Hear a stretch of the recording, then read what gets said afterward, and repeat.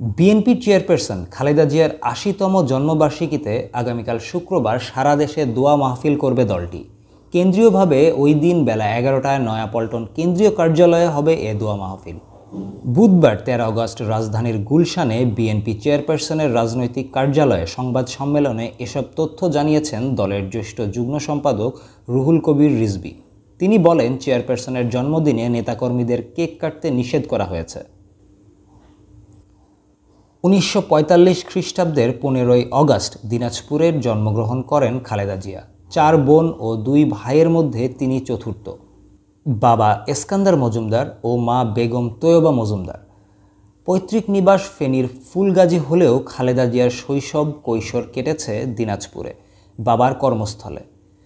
১৯৮১ খ্রিস্টাব্দের ৩০ মে স্বামী সাবেক রাষ্ট্রপতি জিয়াউর রহমান নিহত হওয়ার পর গৃহবধূ থেকে রাজনীতিতে নাম লেখান খালেদা জিয়া। প্রথমে দলের ভাইস চেয়ারম্যান, ১৯৮৪ খ্রিস্টাব্দে দলের চেয়ারপারসন নির্বাচিত হন তিনি। স্টাফ রিপোর্টার রাফাত বিন রাজ্জাক, পার্বত্য সময়।